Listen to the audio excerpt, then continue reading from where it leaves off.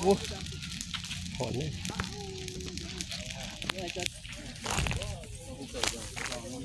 ไปแล้วโมทำไรกันเอาแล้วจะมาที่นี่ได้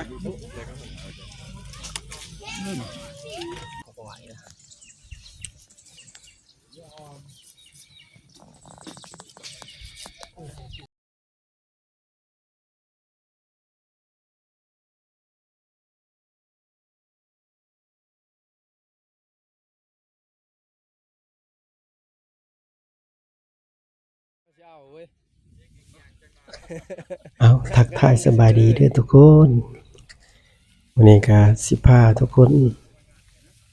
มาคั่วงัวเนาะได้งัวมาตัวหนึ่งเนาะงัวก็แต่ว่าเกิดอุบัติเหตุเนาะเป็นงัวแม่เฒ่าตัวหนึ่งเนาะถือรถตามเนาะได้ต้นกับนั้นเอาแนวไรกะยาเนาะวันนี้ก็เฮาสิมาเบิ่งกันเนาะวิธีคั่วงัวแบบบ้านเฮาเนาะแบบลาวไต้เนาะทายเป็นขั้นตอนเลยวันอื่นนี่ก็แม่นต้มน้ำเนาะแล้วก็ขูดคนมันออกจนเบิดเนาะแล้วก็หลังจากนั้นก็เอามาใส่เพืองเนาะเผาอันนี้ก็เป็นเลือดสดเนาะเลือดสดที่เราปาดคอมันไว้เนาะหลังจากเผาแล้วก็เอามาปาดเนาะแล้วมันจะมีเอามาปาดเนาะพ่อแม่พี่น้องเนาะแต่ว่าเป็นขั้นตอนของมันเนาะตอนนั้นเนาะอันนี้เฮาเผาก่อนเนาะเผานี่ถือว่าให้หนังแล้วก็สีดมันถือว่าให้มันปาดง่ายอันหยังเนาะ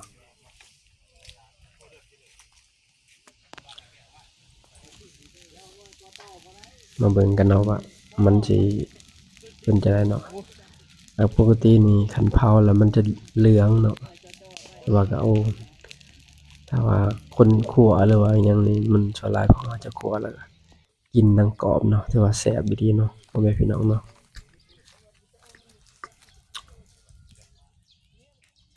อันนี้ก็รอท่าก่อนคราวนึงเนาะ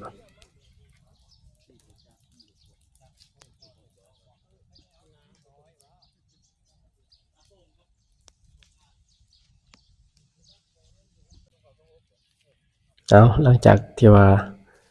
เผาได้พายหนึ่งแล้วก็สิได้ปีนเนาะปีนอีกเพราะว่ามันเฮาต้องนี่พื้นท้องมันเนาะมันก็บ่ทันที่ว่ามันบ่ทันอันนั้นเนาะถือไฟเนาะเฮาใส่เฟืองเนาะแต่ว่าในการเผา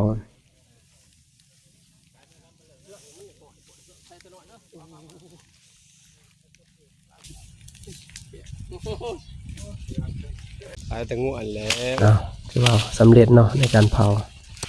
ที่ว่าหนังของมันจะเหลืองเนาะเหลืองแบบที่ว่าหนังมันนี่ก็สามารถกินได้เลยนะเพราะว่าเฮาเฮ็ดแจ่วแล้วก็ถือว่าเอาแจ่วมันก็ถือว่าแซ่บคือกันเนาะ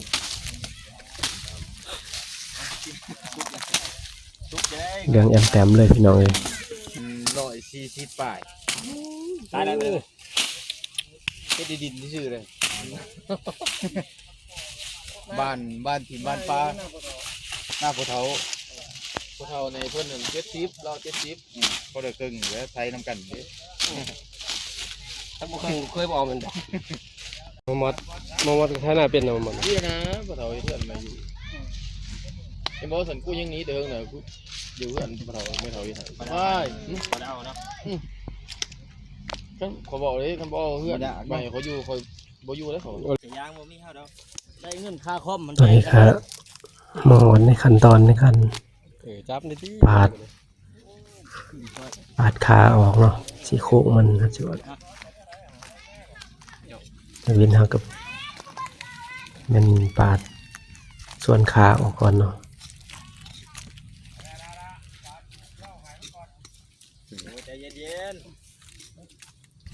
แต่ว่าจะต้องผู้เสียนแน่เนาะในการปาดเนี่ยเพื่อบ่อยากให้มันคือพื้นท้องมันเพราะพื้นท้องมันจะมีใสเนาะ ถ้าว่าไปปาดถือตัวนั้นมันจะเฮ็ดให้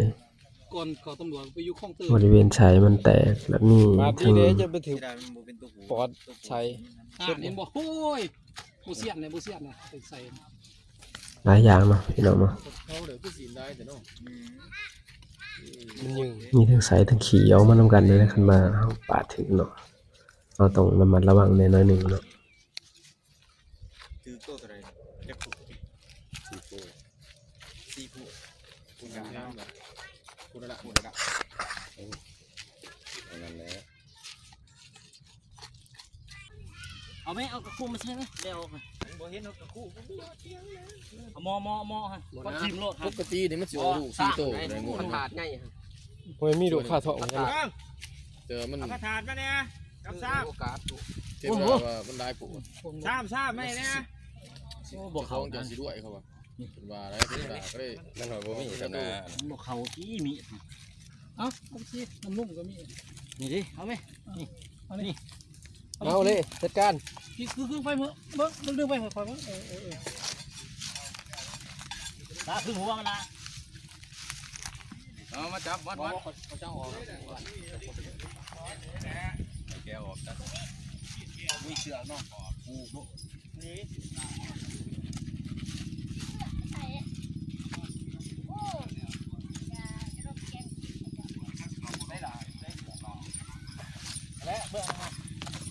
เสียนพอแล้วนำมากันพอแล้วก็ตอนนั้นตายมันจำๆเล อยู่ ย ในวิญญาณได้เรื่องเลย เสียนพอแล้วคน ดีแล้วนะเคลียร์ทานออกแล้วก็เนาะโล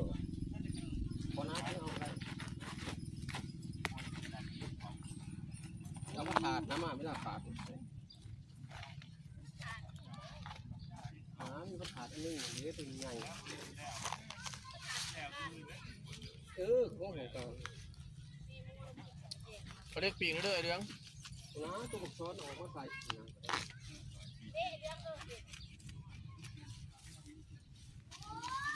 จับนั่นเป็นคนได้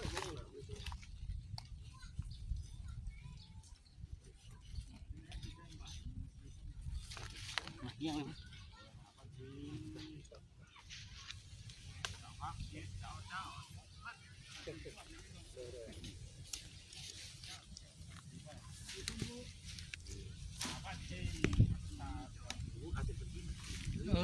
เต็มหัวเนี่ยนี่พี่ บ่เขานะ นี่ มีบ่เขาอย่างประเทศเติม เดินไปเรื่อยด้วย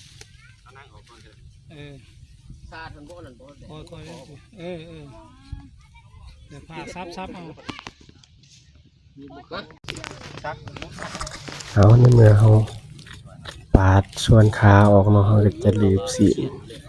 อยู่ในขาออกเนาะตอนนี้เนาะเพื่อแบ่งชิ้นส่วนเนาะที่เป็นผูแต่ละผูเนาะส่วนผูครัวทางลำตัวกับครัวส่วนหนึ่งเนาะ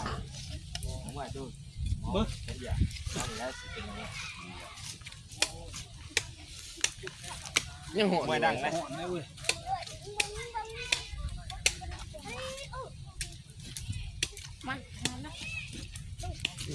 เอาไปลงมา เอาไปใส่รถ ขึ้นเอาขึ้นละ ตัวปี ลงมาเลยพี่นี่ได้แต่ผู้ช่วยฮะโอ้ผู้ช่วยก็เป็นแบะยัง โอ้ย ไม่ผู้ช่วยไม่เอาขึ้นละเอาขึ้น เอ๊ะซะมึงมาอะไรนี่มาพี่ บางลูกหันกระไรนะ มาพี่ไว้มาจับพี่ไว้ ย่อมเราได้เครื่องในย่อมโล โอ้สิ เฮ็ดยากนะเครื่องในมันมีแต่ไล่ออกกันนั่น ไปมอบให้ไอ้น้องอยู่เนาะ เอ้าเดี๋ยวย่างพวงบีมัน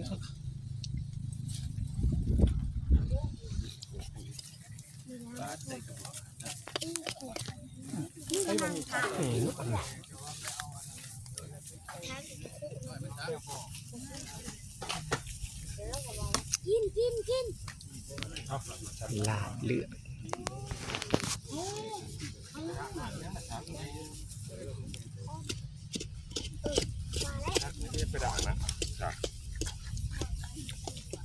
ไม่ก็จีให้เรา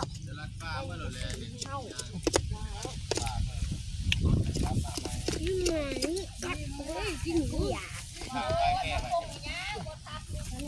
ใช่เลย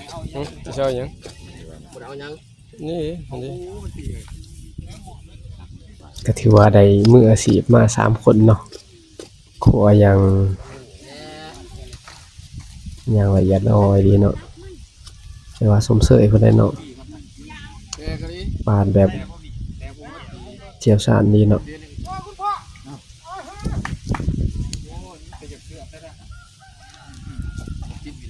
คนทั้งฝั่งนั้นอาการนี่คนทั้งฝั่งนั้น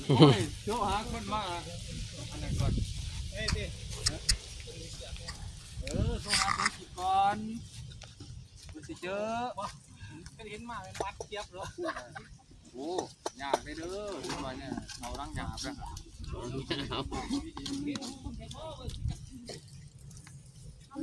หมอเรื่องเช่นกับตัวปากในบ้านหมอเรื่องนักกองแล้วหายเขาว่าอะไรนักกอง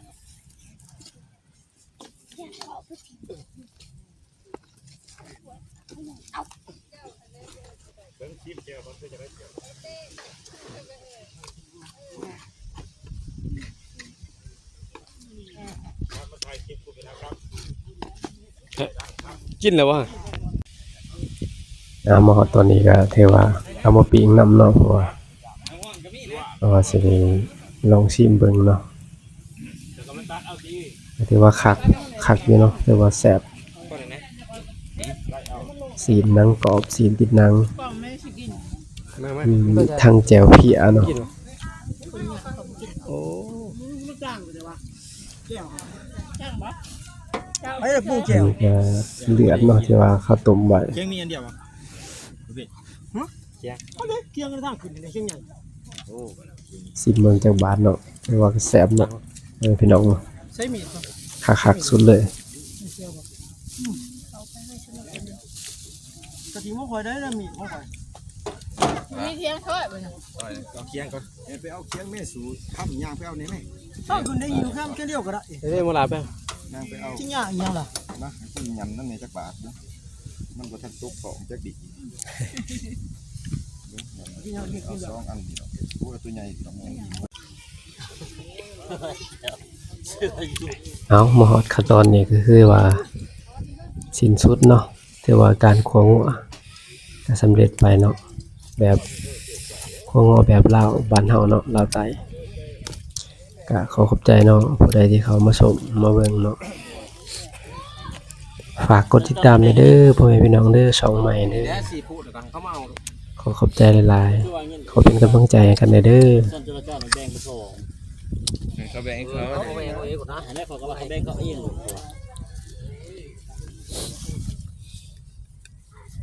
เขาจะได้ช่องผูดไปจ้า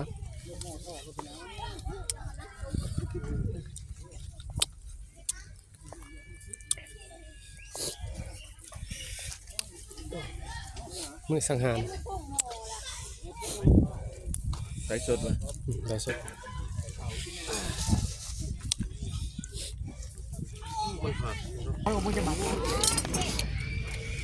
โอ้ใช่เลย อย่ามาทำยืนต้องสอดสลบ มะเหลืองพี่อะดีบ่พี่ พี่อาลีของนั่นดิ แล้วจังหวัดที่วิไล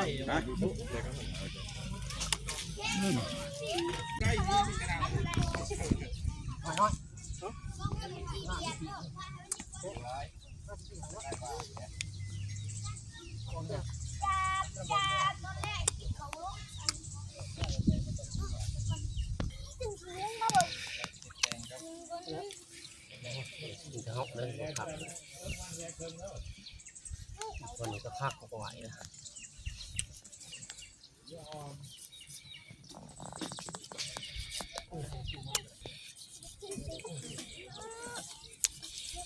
เอาไปเบิดหันโดนะ